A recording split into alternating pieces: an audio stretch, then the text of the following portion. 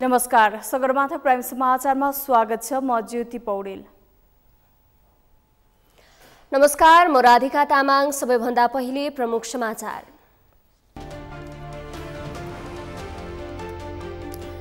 रूपान्तरण अभियान सञ्चालन गर्ने घोषणा गर्दै नेकपा माओवादी केन्द्रको केन्द्रीय समितिको बैठक सम्पन्न। पदाधिकारीहरूको जिम्मेवारी हेरफेर। आफ्ना कार्यकर्ता एमालेमा फर्कने क्रम बढेको भन्दै त्यसको समीक्षा हुनुपर्ने नेकपा यसका सम्मानित नेता खनालको धारणा। एमाले भन्दा भिन्न पार्टी देखाउनुपर्ने भनाई। विदेश जानका लागि प्रहरी चारित्रिक प्रमाणपत्र प्रमाणीकरण गर्न कन्सुलर सेवा विभागमै जानुपर्ने बाध्यताको अन्त्य। प्रमाणीकरण कार्य पूर्ण रूपमा अनलाइन माध्यमबाट हुने। वर्षायाममा विद्युत उत्पादन बढे पनि छिनछिनमा बत्ती जाने समस्या। समयमा बत्ती जाने समस्याले सर्वसाधारण आजित। सेवा प्रवाह चुस्त बनाउन आग्रह। र नेदरल्यान्ड्स फिफा महिला विश्वकप फुटबलको क्वार्टर फाइनलमा प्रवेश। दक्षिण अफ्रिकालाई 2-0 गोल अन्तरले पराजित।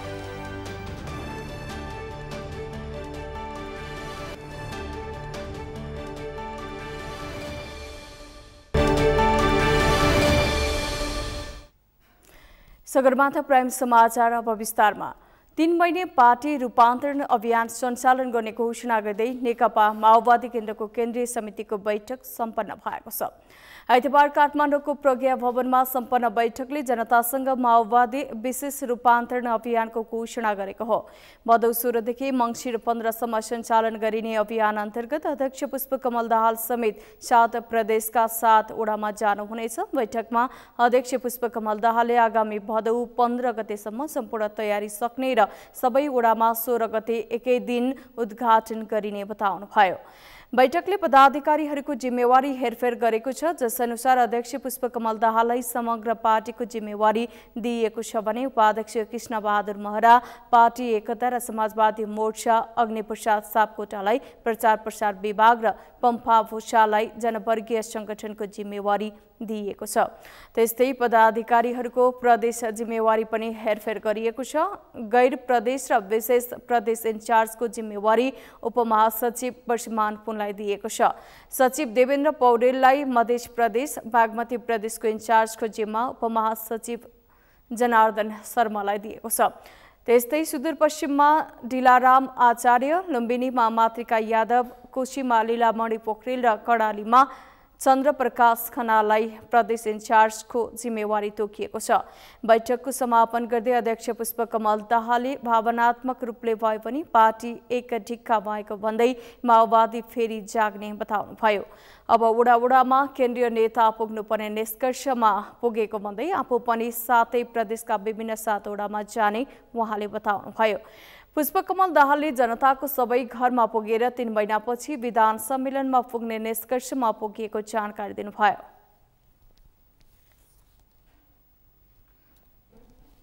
एउटा नयाँ अभियान सहित जनतामा जाने निष्कर्षमा पुगेका छौं।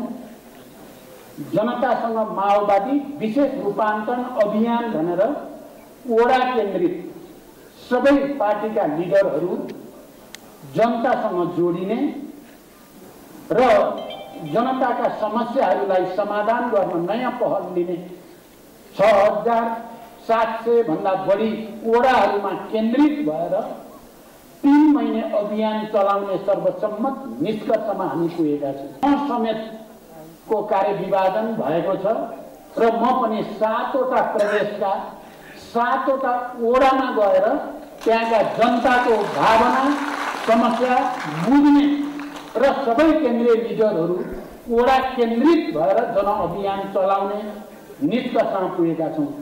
हामीले यो अभियान अन्तर्गत एउटा पनि जनताको घर नछोड्ने, त्यो खालि माओवादी केन्द्रका समर्थक शुभचिन्तकको मात्रै होइन। त्यस्तै बैठकले समसामयिक प्रस्ताव पारित गर्दै भारतको उत्तराखण्ड प्रदेशमा गएको पहिरोमा परि मृत्यु भएका प्रति समवेदना प्रकट गर्दै बेपत्ताको खोजी तथा क्षतिपूर्ति दिन सरकारसँग माग गरेको छ।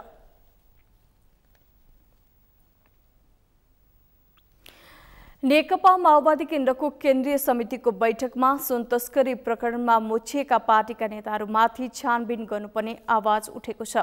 सरकारले धमाधम भ्रष्टाचारका फाइल खोलेका बेला आफ्नै पार्टीका नेताहरू समेत सुन तस्करी प्रकरणमा मुछिएपछि केन्द्रीय सदस्यहरूले आरोपितको मुख नहेरी अनुसन्धान गर्नुपर्ने कुरा उठाएका छन्।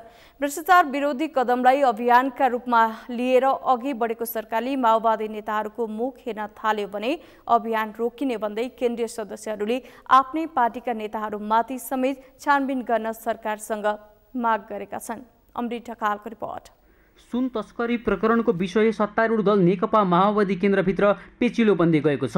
बुधबारदेखि सुरु भएको पार्टीको केन्द्रीय समितिको बैठकमा सुन तस्करी प्रकरणमा मुछिएका पार्टीका नेताहरूमाथि छानबिन गर्नुपर्ने आवाज उठेपछि पार्टीभित्र तरङ्ग पैदा भएको छ। सरकारले धमाधम भ्रष्टाचारका फाइल खोलेका बेला आफ्नै पार्टीका नेताहरू समेत सुन तस्करी प्रकरणमा मुछिएपछि पार्टीको बैठकमा नेताहरूले आरोपितहरूको मुख नहेरी अनुसन्धान गर्नुपर्ने आवाज उठाएका हुन्। बाहिर पत्र पत्रिका र मिडियाहरूमा आरोपित गरेर उठाएको विषयलाई फेरि पार्टीभित्र बाङछारो गरेर त्यसको के फाइदा त छैन। अहिले 100 किलो सुनलाई एउटा निष्कर्षमा पुर्याउनका लागि सरकारले गम्भीरतापूर्वक अनुसन्धान जे गरिराखेको छ त्यसलाई कमजोर पार्नका निमित्त राजनीतिकरण गरिराखेको छ। हाम्रो पार्टीसँग सम्बन्धित भएका अरू नेताहरूको बारेमा जे प्रचारबाजी गरिएको छ त्यो पनि त्यही जस्तो हो जस्तो मलाई लाग्छ।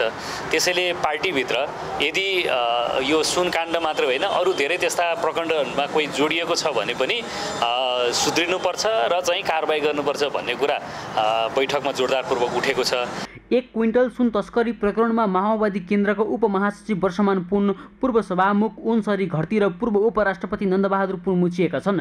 1 क्विन्टल सुन तस्करी प्रकरणका अभियुक्त बेल्जियन नागरिक दावा छिरिङसँग पुन दाम्पतिले सँगै खाना खाएको तथा पूर्व उपराष्ट्रपति पुन परिवारसँग दावासँगै घुम्न जाने गरेका तस्बिर बाहिरिएपछि यो प्रकरणमा उनीहरूको समेत मिले महत्त्व हुन सक्ने शङ्का उब्जिएको हो। यस्तै केही समय अघि इलेक्ट्रोनिक सिगरेट अर्थात् भेपभित्र लुकाएर ल्याइएको 9 किलो सुन तस्करी प्रकरणमा माओवादी केन्द्रका उपाध्यक्ष कृष्णबहादुर महरा र उनका छोरा राहुल महराको मिले महत्त्व रहेको केन्द्रीय प्रहरी अनुसन्धान ब्युरो CIB को प्रतिवेदनमा किटान भइसकेको छ। यो प्रकरणमा महरा बाबु छोराको संलग्नता रहेको भनेर CIB को प्रतिवेदनमा किटान गरिए पनि सत्ताको दुरुपयोग गरेर उनीहरूलाई उन्मुक्ति दिन खोजिएको भन्दै माओवादी केन्द्रको केन्द्रीय समितिको बैठकमा उनीहरूमाथि छानबिन हुनुपर्ने आवाज उठेको छ। केन्द्रीय समितिमा विभिन्न एंगलबाट यो विषयवस्तु चाहिँ उठेको छ, तर यही फोटो खिचेको भन्ने एंगलबाट मात्रै आरोपित गर्ने गरे त्यसको बारेमा चाहिँ सम्बन्धित निकायले छानबिन गर्दाखेरि कृष्णबहादुर महरा यदि दोषी देखिए भने त्यसको बारेमा चाहिँ पार्टीले वा सरकारले या प्रधानमन्त्रीले त्यसलाई अवरोध गर्दैन। किनभने कृष्णबहादुर महरालाई जेल पठाउँदाखेरि पनि त हामीले के अरे केपी ओलीलाई आरोप लगाउँदाखेरि अथवा सुन प्रकरणमा अरू बस्दा युवा सङ्घले चाहिँ मसाल जुलुस गरे जस्तो माओवादीले त मसाल जुलुस गरेका छैनन्। त्यसैले कारबाही गर्न तयार छ। भ्रष्टाचार विरोधी कदमलाई अभियानका रूपमा लिएर अघि बढेको सरकारले माओवादी नेताहरूको मुख हेर्न थाल्यो भने अभियान रोकिने भन्दै केन्द्रीय सदस्यहरूले आफ्नै पार्टीका नेताहरूको समेत अनुहार नहेरी कारबाही गर्न सरकारसँग माग गरेका छन्। भ्रष्टहरूलाई चाहिँ एउटा दण्डित गर्ने हैन, कोही भ्रष्टहरू नछुट्नु, भ्रष्टाचारको जरा जाँच पुगेको छ यो पटक सरकार त्यहीँ पुग्ने भन्ने विषयमा सिङ्गो केन्द्रीय समितिले अध्यक्ष प्रचण्डलाई म्यान्डेट दिएको छ र यस अर्थमा भ्रष्टाचारीहरूको पार्टी हुँदैन हैन, कानुनले कसैलाई काखा कसैलाई पाखा गर्न पनि मिल्दैन। जहाँसम्म तपाईँले हाम्रा नेताहरूको नाम जोडिएको कुरा नाम जोडिएको हैन, कुनै प्रमाण होइन, अनुसन्धानको दायरामा आउनुपर्छ। अनुसन्धानको दायरामा आउनुपर्छ मात्र होइन कि जसको नाम जोडिएको छ उहाँ कमिटीले के गर्नु पर्यो, अनुसन्धान गरी पाऊँ भनेर निवेदन दिनु पर्यो सम्बन्धित निकायहरूमा। किन क्लिन चिट सफाई लिनु पर्यो नि, सफाई अहिले केन्द्रीय समितिले दिने कुरा पनि होइन, सफाई माओवादीले दिने कुरा पनि होइन, सफाई सम्बन्धित व्यक्तिले दिने कुरा पनि भएन। सफाई त कसले दिनु पर्यो भन्दाखेरि अनुसन्धान गर्ने निकायले सफाई दिनु पर्यो। नाम जोडिसकेपछि उहाँहरूको पनि अनुसन्धान हुनुपर्छ र अनुसन्धान भइसकेपछि अपराध कर्म संलग्न हुन्छ दण्डित गर्नु पर्यो। यो आफ्नो अन्तिम कार्यकाल भएको भन्दै यसपालि जनताले प्रत्याभूति गर्ने गरी काम गर्ने प्रधानमन्त्री पुष्पकमल दाहालले अठोट गरेका छन्। त्यसैले तेस्रो पटक प्रधानमन्त्री बनेदेखि नै प्रधानमन्त्री दाहालले सुशासनले प्राथमिकता दिँदै आएका छन्। प्रधानमन्त्री पुष्पकमल दाहाल र गृहमन्त्री नारायण काजी श्रेष्ठले दिनहुँ जसो सबै खाले भ्रष्टाचारका फाइल खोल्ने र भ्रष्टाचारीको अनुहार नहेरी कारबाही गर्ने बताउँदै आएका छन्। तर पार्टीकै शीर्ष नेताहरू सुन तस्करी प्रकरणमा मुछिएको र CIBले समेत उनीहरूको संलग्नता रहेको भन्ने प्रतिवेदनमा किटान गरेपछि प्रधानमन्त्री र गृहमन्त्रीले भ्रष्टाचारको अभियानलाई कसरी अघि बढाउँछन् भन्ने कुरालाई सबैले चासोको साथ हेरेका छन्। सगरमाथा टेलिभिजनका लागि क्यामेरामा सन्तोष चन्दका साथमा अमृत ढकाल, काठमाडौँ। नेकपा एकीकृत समाजवादीका सम्मानित नेता झलनाथ खनालले स्थायी कमिटी बैठकमा पार्टी तथा संगठन विस्तारमा नेतृत्वको ध्यानाकर्षण गराउनु भएको छ। बैठकमा वर्तमान परिस्थितिमा पार्टीले ध्यान दिनुपर्ने समसामयिक विषयहरू लिखित रूपमा पेश गर्दै खनालले सैद्धान्तिक र नीतिगत सवालमा एमाले भन्दा भिन्न पार्टी देखाउनु पर्ने र पार्टी तथा संगठन विस्तार गर्नुपर्ने भन्दै नेतृत्वको ध्यानाकर्षण गराउनु भएको हो। ठूलो संख्यामा विद्रोह गरेर अघि आएका नेता कार्यकर्ताहरू वैचारिक सैद्धान्तिक भिन्नता नदेखेर एमालेमा फर्किने क्रम देखिएकाले गम्भीर समीक्षा हुनुपर्ने खनालको भनाइ छ। उहाँले वैचारिक तथा संगठनात्मक दुवै क्षेत्रबाट देखिएका कमजोरीहरूलाई हटाएर पार्टीलाई एउटा सबल, सशक्त र धारिलो क्रान्तिकारी जगमा उभ्याउनु पर्ने समेत उल्लेख गर्नुभएको छ। स्थायी कमिटी बैठकमा भाद्रमा हुने केन्द्रीय कमिटीमा पेश हुने विभिन्न राजनीतिक संगठनात्मक प्रतिवेदन लगायतका विषयमा सुझाव लिएको नेकपा एकीकृत समाजवादीका नेता गंगालाल तुलाधरले जानकारी दिनुभयो। एकीकृत समाजवादीले आगामी माघ महिनामा अधिवेशन गर्ने प्रस्ताव गरेको र महाधिवेशनमा प्रस्तुत हुने सम्पूर्ण दस्तावेजहरूलाई सचिवालयदेखि केन्द्रीय कमिटीले समृद्ध बनाउने उहाँले बताउनुभयो। तुलाधरले सचिवालय, स्थायी कमिटी र पोलिट ब्युरो बैठकमा धारणा राख्नेहरूले केन्द्रीय कमिटीमा धारणा राख्न नपाउने व्यवस्था गरिएकाले बैठक केही लामो भएको तुलाधरले जानकारी दिनुभयो।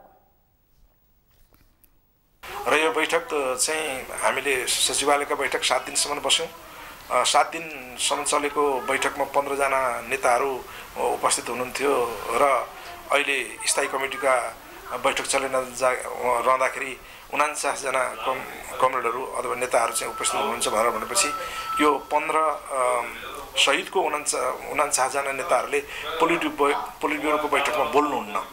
अनि सचिवालयको बैठकमा सामेल भएर विचार राख्ने, स्थायी कमिटीको बैठकमा सामेल भएर विचार राख्ने, पोलिट ब्युरोका बैठकमा चाहिँ सामेल भएर विचार राख्नेहरू जब केन्द्रीय कमिटीमा जानुहुन्छ उहाँहरू केन्द्रीय कमिटीमा बोल्नुहुन्न। तुलाधरले माघको दोस्रो साता पार्टीको महाधिवेशन गर्ने र त्यस अवधिसम्म 1 लाख सदस्य बनाउने लक्ष्य पूरा गर्ने गरी अघि बढेको उल्लेख गर्नुभयो।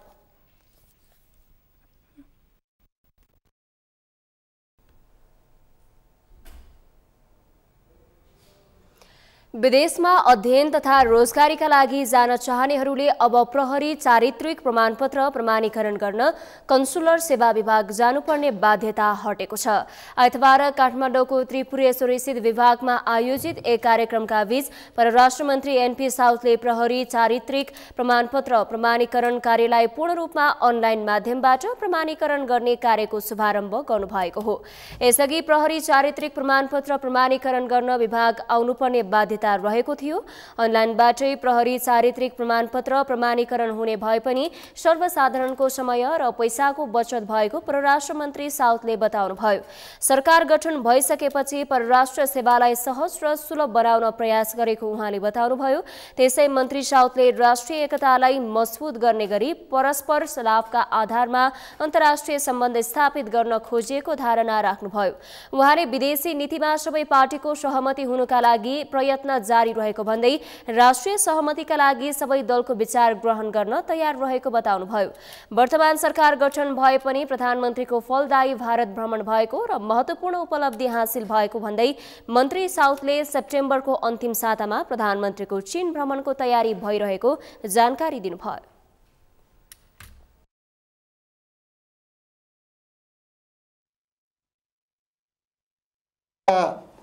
मान्छेहरू हुनुहुन्छ त्यहाँबाट चाहिँ काठमाडौँ आउनु पर्यो, एक्लै आउनु सकिएन। कतिपय केटाकेटीहरू हुन्छन्, कतिपय महिलाहरू पनि हुन्छन्, कतिपय वृद्धहरू पनि हुन्छन्। उहाँहरूले ती ठाउँबाट यहाँ आउँदाखेरि उहाँहरूको लाखौँ रुपैयाँ खर्च हुन्थ्यो। खालि एकजना मान्छे बाहिरबाट आउने मान्छेको 6-7 हजार मात्रै खर्चको अनुमान गर्ने हो। यहाँका चाहिँ होटेलहरूमा बसेको, त्यसपछि ट्रान्सपोर्टेसनको खर्चको मात्रै हो तपाईँहरूले चाहिँ मूल्याङ्कन गर्ने हो भने करिब 3 लाखभन्दा बढी मान्छे जो यहाँ आउँछन् त्यसमा मोटामोटी 2 अरबभन्दा ज्यादा उनीहरूको चाहिँ व्यक्तिगत खर्च भइराखेको अवस्था थियो। विभागका अनुसार गत आर्थिक वर्ष 2079-80मा विभागले 3,06,022वटा प्रहरी चारित्रिक प्रमाणपत्र प्रमाणीकरण गरेको थियो। सेवाग्राहीले अनलाइन आवेदन दिएको 24 घण्टाभित्र प्रमाणीकरण भएको प्रहरी चारित्रिक प्रमाणपत्र उपलब्ध गराइने विभागले जानकारी दिएको छ।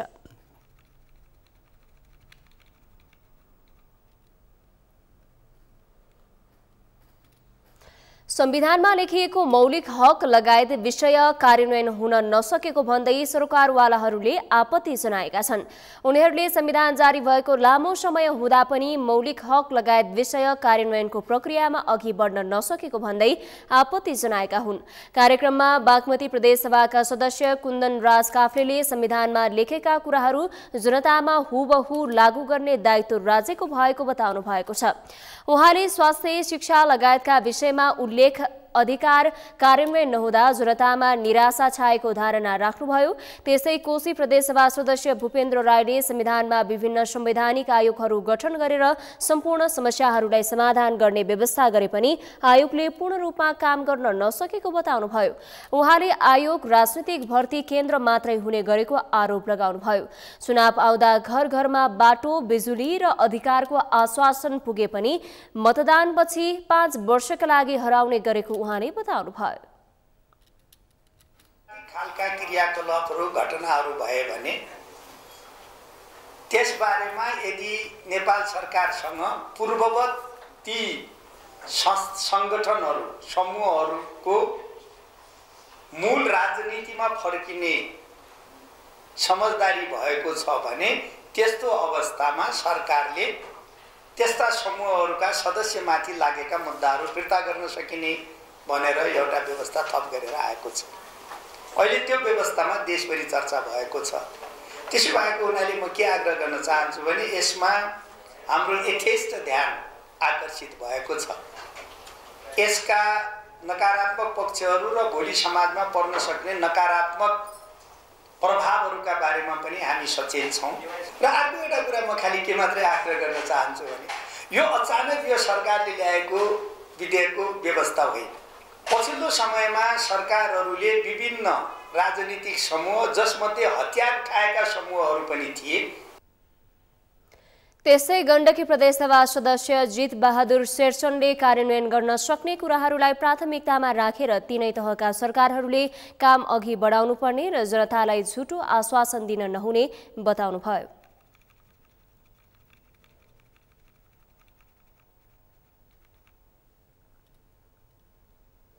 सगरमाथा समाचारमा अब पालो विश्रामको। विश्रामपछि वर्षायाममा विद्युत उत्पादन बढे पनि छिनछिनमा बत्ती जाने समस्या, समयमा बत्ती जाने समस्याले सर्वसाधारण आजित, सेवा प्रवाह चुस्त बनाउन आग्रह। रुसी निर्देशित हवाई बमद्वारा उत्तर पूर्वी युक्रेनमा रहेको रक्त सञ्चार केन्द्रमा आक्रमण, केहीको मृत्यु र घाइते भएको राष्ट्रपति जेलेन्स्कीको दाबी। र नेदरल्यान्ड्स फिफा महिला विश्वकप फुटबलको क्वार्टर फाइनलमा प्रवेश, दक्षिण अफ्रिकालाई 2-0 को अन्तरले पराजय।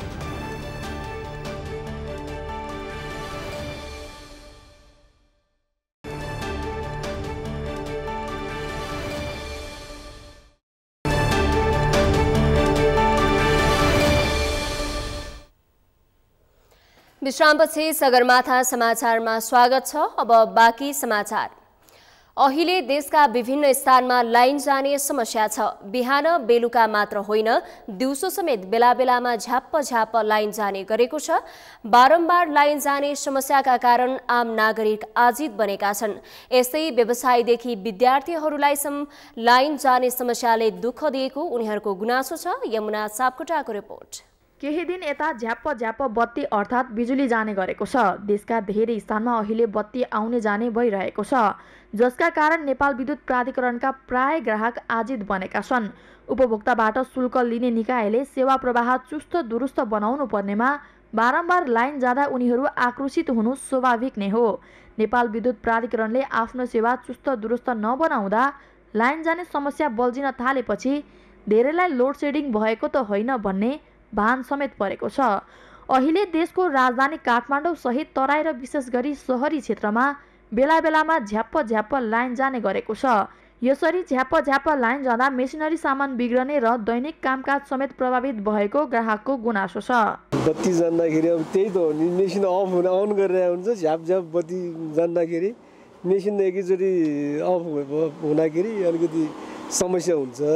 मेसिन भयो यो मेसिनरी सामानै धेरै बिग्रिने, बोर्डहरू त्यो भित्र जल्ने समस्या हुन्छ कि फेरि भ्याट आइदिन्छ। जाने मात्र होइन, आउँदाखेरि पनि त्यस्तै अब त्यो हामीले याद भएन नभएको खण्डमा त्यो बिग्रिन सक्छ। पछिल्लो समय देशभर बढ्दो डेङ्गु संक्रमणको जोखिम छ। यस्तो अवस्थामा मानिसहरू घरमा पंखा, एसी, कुलर चलाउनेदेखि लामखुट्टे बगाउने विद्युतीय धूप बाल्ने गर्दछन्। तर बेला बेलामा लाइन जाँदा लामखुट्टे बगाउने यस्ता विकल्पहरू चलाउन गाह्रो हुँदा उनीहरूमा डेङ्गु पो लाग्छ कि भन्ने डर हुने गरेको सर्वसाधारणको भनाइ छ। यस्तै अहिले इन्टरनेटको समयमा विद्यार्थीहरू पढ्नका लागि इन्टरनेट चलाउने गर्दछन्, तर झ्याप लाइन जाँदा उनीहरूको पढाइमा समेत असर हुने सर्वसाधारणको दुखेसो छ।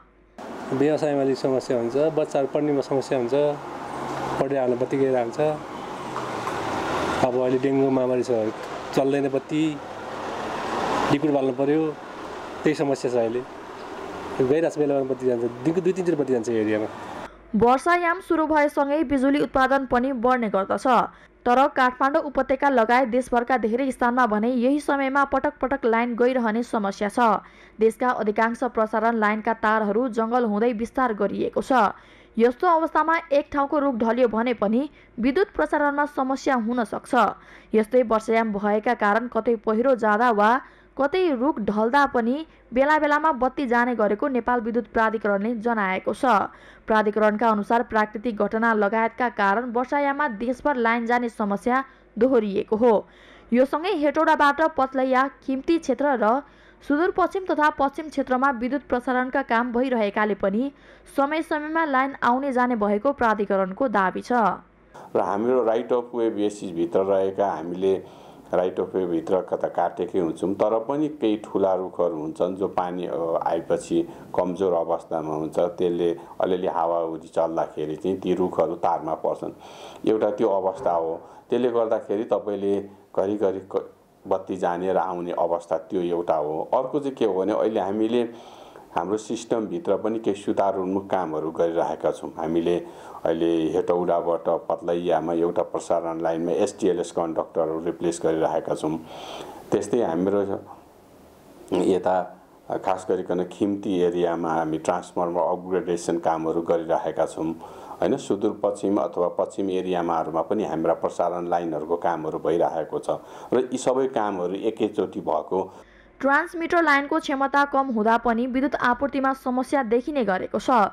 भोल्टेजमा फेरबदल भइरहँदा पनि पावर प्लान्टमा समस्या देखिने तथा प्रणालीमा हुने प्राविधिक समस्याका कारण समग्र देशकै वितरण प्रणालीमा असर पुग्ने प्राधिकरणले दाबी गरेको छ।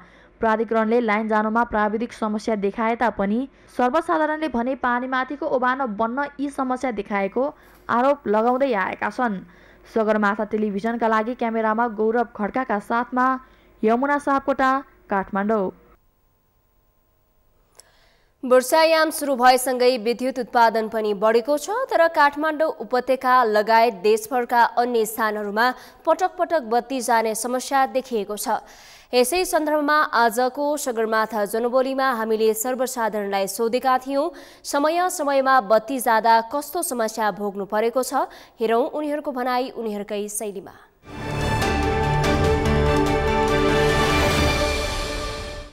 कहिले सुत्ने बेला लिक्विड बाल्यो भने अब बत्ती आउने लाखुले टोक्छ। अब फ्रिज चलाउन तरकारीहरू सबै अब एक हप्तालाई अब बुहारीहरू छोराहरू घर हुँदैन होइन।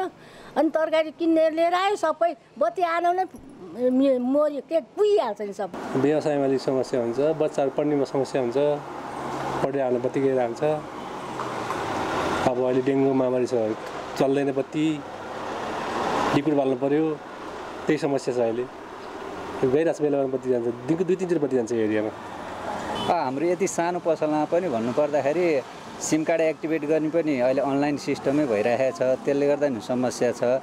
कम्प्युटर, इमेल, अब बैंक ट्रान्सफर होइन, वालेटहरूमा पनि नेटबाट भएको समस्याले गर्दाखेरि बत्ती जाँदाखेरि चाहिँ धेरै समस्या परिरहेको छ।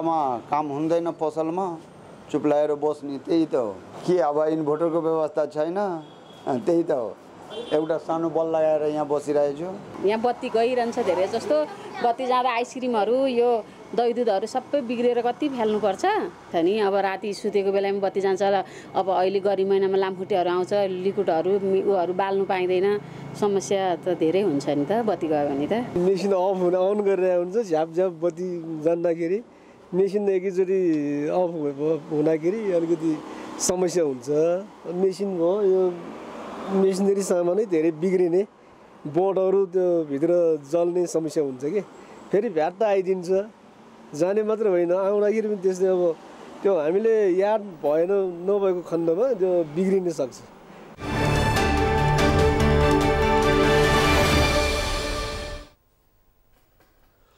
उदयपुरमा 19 दिनको अन्तरालमा 124 जनामा डेङ्गु संक्रमण पुष्टि भएपछि जिल्लाका सरकारवाला निकायले बजार क्षेत्रमा खोज र नष्ट गर अभियान सुरु गरेको छ।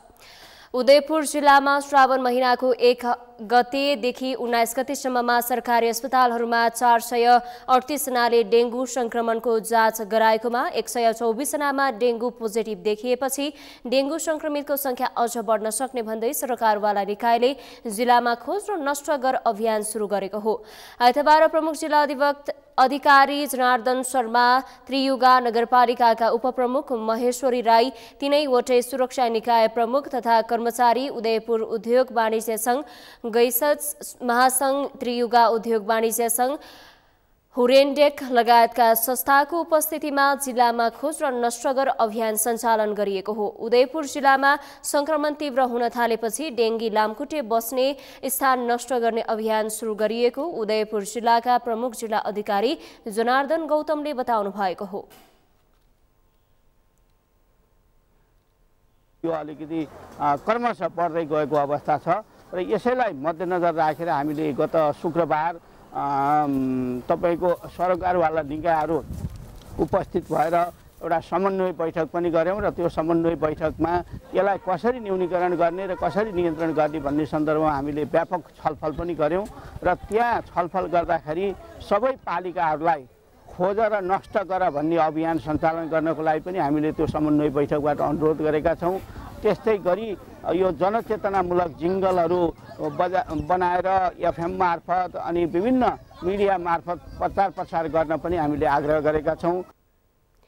त्रियुगा नगरपालिकाको आयोजना तथा स्वास्थ्य कार्यालय र जिल्ला प्रशासन कार्यालयको समन्वयमा डेङ्गु संक्रमणलाई सार्न सक्ने लामखुट्टेको सम्भावित वासस्थानको खोजी गरी नष्ट पार्ने काम गरिएको त्रियुगा नगरपालिकाका उपप्रमुख महेश्वरी राईले जानकारी दिनुभयो। जिल्लाको सदरमुकाम समेत रहेको त्रियुगा नगरपालिकामा 269 जनामा गरिएको डेङ्गु परीक्षणमा 83 जनामा संक्रमण पुष्टि भएपछि नगरले आफ्नो पालिका क्षेत्रभित्र फङ्गिङको काम समेत सुरु गरिएको उहाँले बताउनु भयो। को टेस्ट गरेको हाम्रो नगरपालिकामा 83 जना बिमारी देखिएको छ। यो चाहिँ एकदम भयावह भएको कारणले गर्दाखेरि यसलाई कसरी नियन्त्रण गर्ने भनेर हाम्रो अभियानहरू निरन्तर सञ्चालन छ। आजबाट चाहिँ हामीले विशेष गरी बजार क्षेत्रको एरियामा आजबाट जिल्ला प्रमुख जिल्ला अधिकारीको पनि हुनुहुन्छ हामीसँग, सुरक्षा निकाय आर्मी हुनुहुन्छ, जिल्ला प्रहरी हुनुहुन्छ, सशस्त्र प्रहरी, त्रियुगा उद्योग वाणिज्य सङ्घ, जिल्ला उद्योग वाणिज्य सङ्घ, गैर सरकारी संस्था महासङ्घ जिल्ला शाखा र विभिन्न सामुदायिक सङ्घ संस्था, नगर स्तरीय टोल विकास समन्वय समितिको सम्पूर्ण पदाधिकारी, बुद्धिजीवी, समाजसेवी, पत्रकार साथीहरू र हाम्रो सिङ्गो टिम लगायत हामीले खोज र मार अभियान आज सञ्चालन गरेका छौँ। कमजोर प्रतिरक्षा प्रणाली भएका बालबालिका, वृद्ध वृद्धा, गर्भवती तथा सुत्केरी एवं दीर्घ रोग लागेका बिरामीलाई डेङ्गु संक्रमण भए आराम र पौष्टिक आहार प्राप्त नभए ज्यान समेत जान सक्ने स्वास्थ्य कार्यालय उदयपुरका सूचना अधिकारी चिरञ्जीवी निरौलाले जानकारी दिनुभएको हो।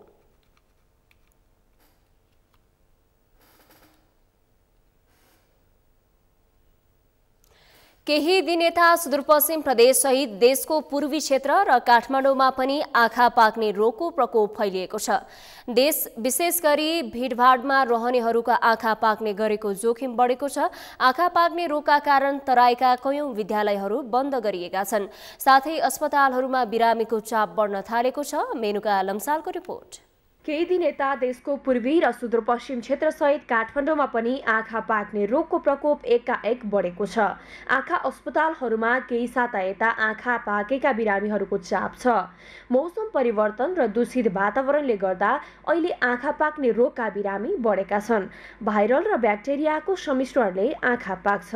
यो सरुवा रोग हो। गर्मी मौसममा आँखाको समस्या बढी देखिने हुनाले अस्पतालमा बिरामीको संख्या वृद्धि हुने गर्छ। प्रायजसो बिरामीहरू आँखा रातो हुने समस्या लिएर अस्पताल जाने गरेका छन्। संक्रमितको ग्राफ बढ्दै गएपछि तराई क्षेत्रका विद्यालयहरू धमाधम बन्द भएका छन्। संक्रमण बढेसँगै अस्पतालहरूमा पनि बिरामीहरूको चाप बढेको छ। काठमाडौँ उपत्यकामा पनि यो रोगका बिरामीहरू बढेका छन्। तिलगङ्गा आँखा अस्पतालमा दैनिक 100 हाराहारीमा बिरामी आउने गरेका छन्। अत्यन्त संक्रामक रहेकाले यो रोग अन्य बिरामीलाई नसरोस् भनेर अस्पतालले छुट्टै रेड आई क्लिनिक सञ्चालन ल्याएको छ। यस्तै नेपाल आँखा अस्पतालमा पनि दैनिक 90 जनासम्म आँखा पाक्ने रोगका बिरामी आउने गरेका छन्। यो रोगका बिरामीको संख्या उल्लेख्य रूपमा बढेपछि अस्पतालले उपचारका लागि छुट्टै समिति बनाएर उपचार गरिरहेको जनाएको छ। पश्चिम तराईतिर धेरै महामारीकै रूप लिएको छ।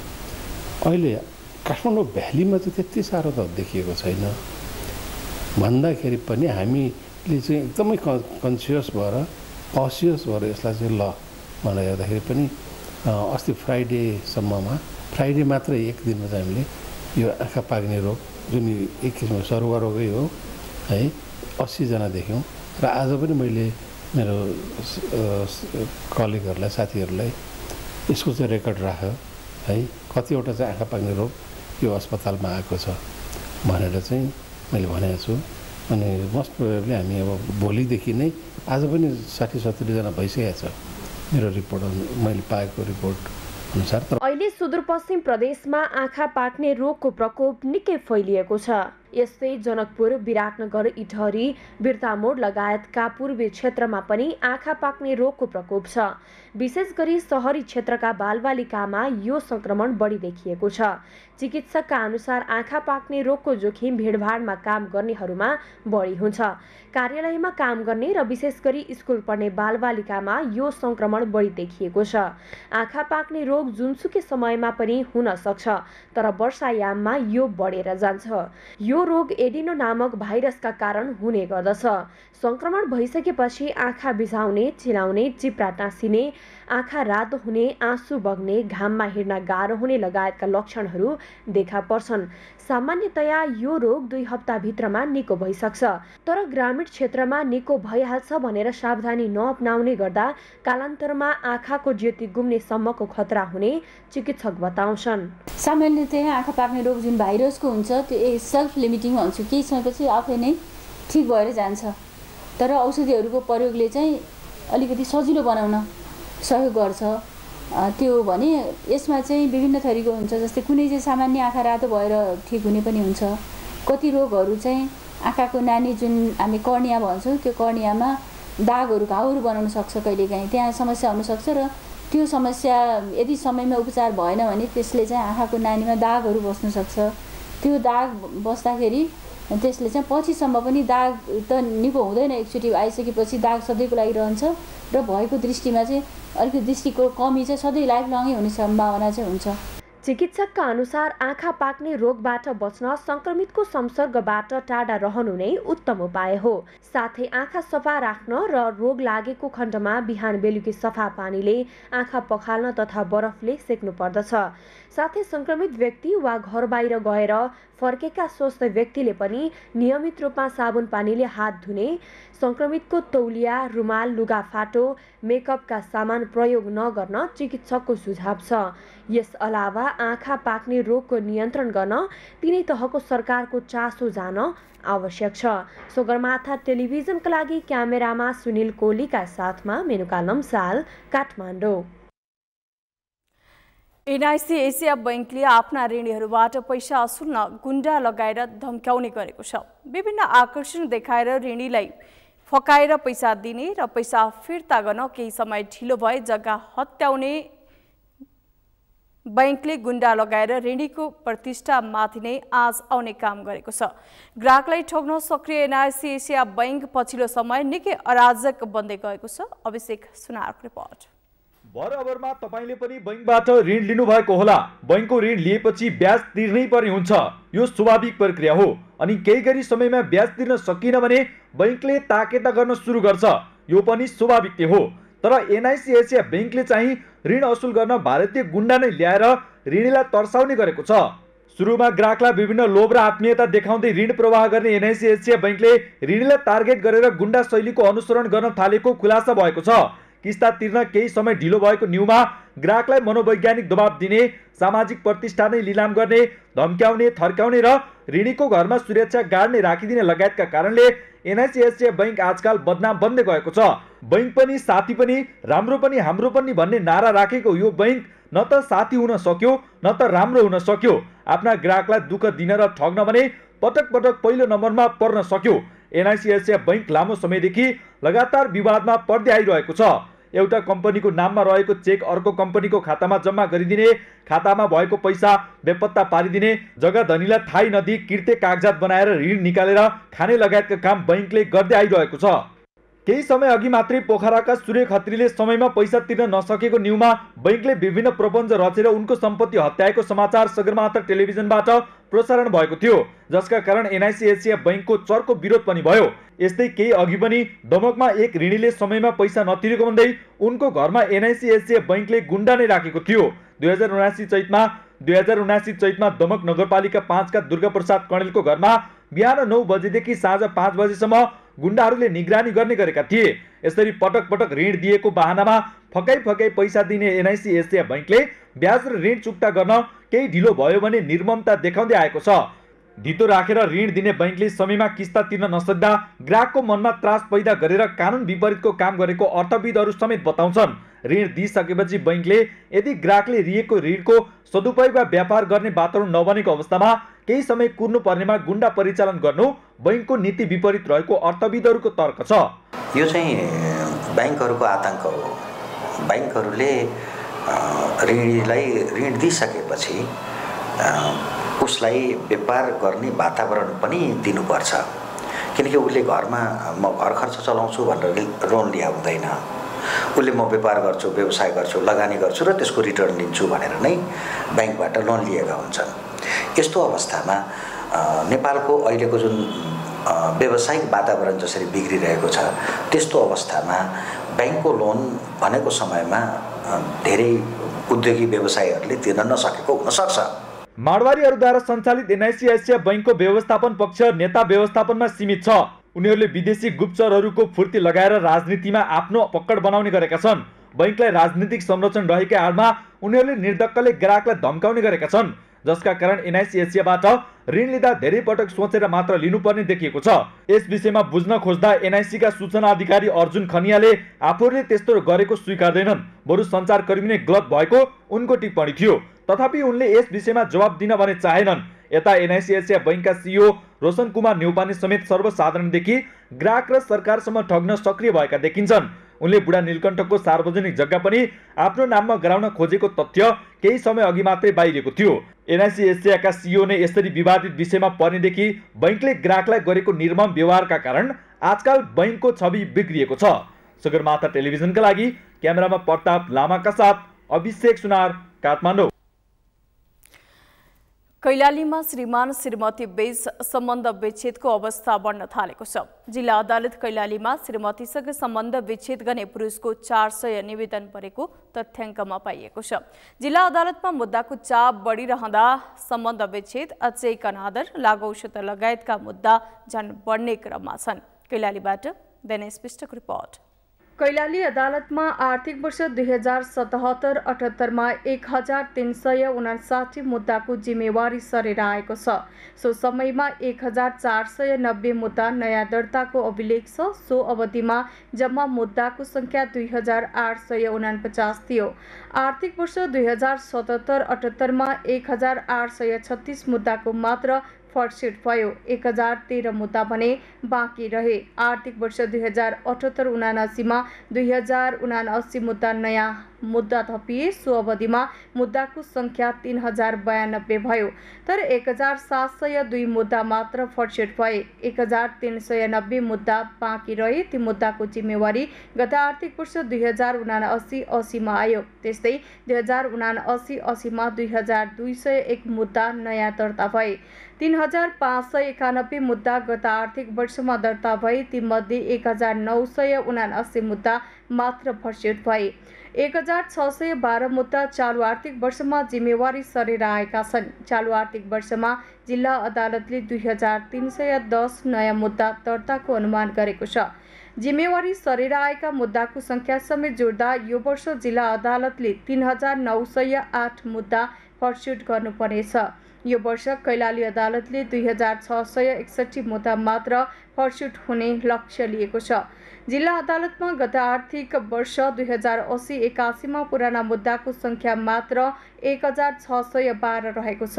पुराना मुद्दाहरू फर्सेट गर्न सर्वोच्चले परिपत्र गरेको भए पनि कैलाली जिल्ला अदालतले फर्सेट गर्न नसकेको हो। 3 आर्थिक वर्ष औसत चाहिँ 938 वर्ष हुने रहेछ। त्यसमा 15% थप गरेर 140 वर्ष थप गर्नुपर्ने भयो। अब यस वर्ष कानुनी न्याय दर्ता 1078 हुन आउने भयो।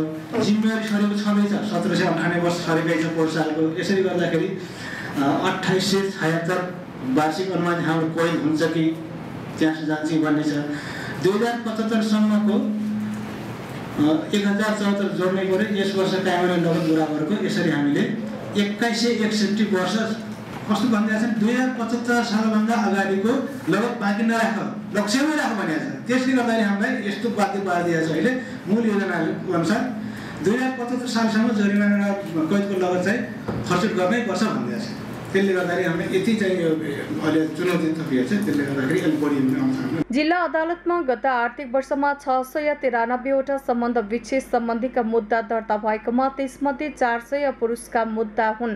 तीमध्ये 479 मुद्दाको अन्तिम सुनवाई भएको र 214 मुद्दा फर्सेट हुन बाँकी रहेको अदालतले जनाएको छ। आर्थिक वर्ष 2078-79 मा सम्बन्ध विच्छेद सम्बन्धी मुद्दाको संख्या बढेको देखिएको छ। सो अवधिमा 610 सम्बन्ध विच्छेदका लागि मुद्दा दर्ता भएकोमा 395 मुद्दा फर्सेट गरिएको थियो। यस्तै 2079-80 मा 693 वटा सम्बन्ध विच्छेद सम्बन्धीका मुद्दा दर्ता भएकोमा त्यसमध्ये 400 पुरुषका मुद्दा हुन्। तीमध्ये 479 मुद्दाको अन्तिम सुनवाई भएको र 214 मुद्दा फर्सेट हुन बाँकी छन्। पछिल्लो समय मुद्दाको चाप बढेको देखिएपछि फर्सेट संख्या सन्तोषजनक रहेको जिल्ला अदालतले जनाएको छ। एकजना न्यायाधीश अभाव, कर्मचारी अभाव र मुद्दाको संख्या धेरै भएकाले समस्या हुने गरेको तर्क गरिएको छ। प्रशासनतिरका कर्मचारीसँग न्यायाधीश समेत थप गर्नुपर्ने माग गरिएको छ। विगत 2 वर्ष अगाडि चाहिँ 4 जना जिल्ला न्यायाधीशले फुल टाइम काम गर्नुभएको थियो। 4 जना, हाम्रो यहाँको दरबन्दी पनि 4 जना। अघिल्लो 2 वर्ष एउटा कार्यकाल चाहिँ 4 जना जिल्ला न्यायाधीश फुल टाइम यहाँ काम गर्नुभएको थियो। हालाकि एउटा स्थानीय निकायको चुनाव परेको थियो। त त्यति बेलाको फर्सेट र अहिलेको फर्सेट हेर्यो भने संख्यात्मक हिसाबले अहिले 3 जना, श्रीमान एकजना मङ्सिरतिर आइपुग्नु भयो, अर्को श्रीमान माघमा रिटायर भएर गइहाल्नु। माघको पहिलो हप्तामा माघमा काम गर्नु भएन, पुसको अन्तिममा चाहिँ बिदा लिएर गइहाल्नु भयो। म पनि पुससम्म चाहिँ लगभग मैले पनि खासै काम गरिनँ, अदालततिर खासै समय दिन सकिनँ। अब 2 जना श्रीमानहरूले लगभग गर्नुभएको हो। त्यही हिसाबले डाटा पनि आएको छ। फर्सेटको संख्या हामीले संख्याको रूपमा हेऱ्यो भने हामी आफू चाहिँ सन्तुष्ट छौँ, संख्या राम्रो छ। जिल्लामा पछिल्लो समय सम्बन्ध विच्छेद, चेक अनादर, लागु औषधका मुद्दा सबैभन्दा बढी देखिएका छन्। सगरमाथा टेलिभिजनका लागि कैलालीबाट दिनेश विष्टको रिपोर्ट। सगरमाथा प्राइम समाचारमा अब पालो भएको छ विश्रामको। विश्रामपछि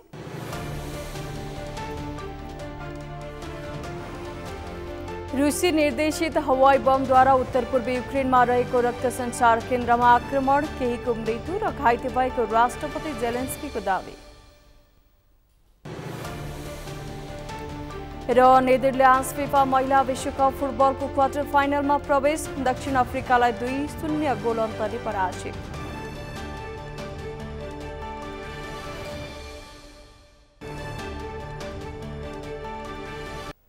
सगरमाथा समाचारमा अब पालो खेल समाचारको।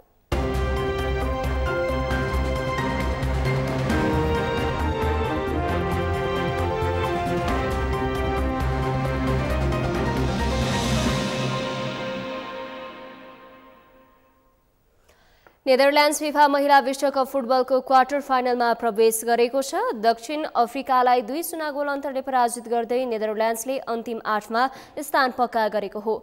सिडनीमा भएको खेलमा नेदरल्यान्ड्सले 9 मिनेटमै अग्रता लिएको थियो। उसका लागि जिल रोडले गोल गर्दै अग्रता दिलाएकी थिइन्। 68औं मिनेटमा लेन्थ ब्रेनस्टेनले गोल गरेपछि नेदरल्यान्ड्सले 2-0 को सहज जितका साथ अन्तिम 8को यात्रा तय गर्न सफल भएको हो। नेदरल्यान्ड समूह ईबाट विजेता बन्दै अन्तिम 16मा प्रवेश गर्दा समूह जीबाट दक्षिण अफ्रिका उपविजेता बनेको थियो। यसअघि शनिबार भएको खेलमा स्पेन र जापानले अन्तिम 8मा स्थान पक्का गरेका छन्। स्पेनले स्विजरल्यान्डलाई पराजित गर्दा जापानले नर्वेलाई स्तब्ध पारेको थियो।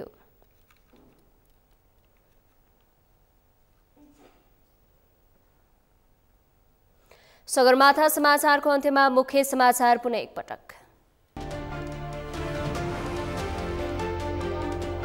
चालन गर्ने घोषणा गर्दै नेकपा माओवादी केन्द्रको केन्द्रीय समितिको बैठक सम्पन्न। पदाधिकारीहरूको जिम्मेवारी हेरफेर। आफ्ना कार्यकर्ता एमालेमा फर्कने क्रम बढेको भन्दै त्यसको समीक्षा हुनुपर्ने नेकपा यसका सम्मानित नेता खनालको धारणा। एमाले भन्दा भिन्न पार्टी देखाउनुपर्ने धारणा। विदेश जानका लागि प्रहरी चारित्रिक प्रमाणपत्र प्रमाणीकरण गर्न कन्सुलर सेवा विभागमै जानुपर्ने बाध्यताको अन्त्य। प्रमाणीकरण कार्य पूर्ण रूपमा अनलाइन माध्यमबाट हुने। वर्षायाममा विद्युत उत्पादन बढे पनि छिनछिनमा बत्ती जाने समस्या। समय समयमा बत्ती जाने समस्याले सर्वसाधारण आजित। सेवा प्रवाह चुस्त बनाउन आग्रह। र नेदरल्यान्ड्स फिफा महिला विश्वकप फुटबलको क्वार्टर फाइनलमा प्रवेश। दक्षिण अफ्रिकालाई 2-0 गोल अन्तरले पराजित।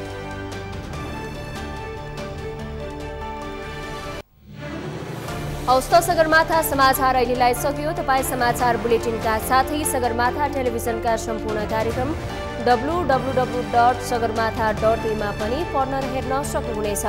साथै युट्युबमा youtube.com/sagarmatha TV नेपालमा हेर्न सक्नुहुनेछ। तपाईँ हामीलाई फेसबुकमा पनि facebook.com/stv नेपालमा फलो गर्न सक्नुहुनेछ। समाचारको शिखर, नेपालको गौरव, नेपालको पहिलो न्युज च्यानल सगरमाथा टेलिभिजन हेर्दै गर्नुहोला। नमस्कार।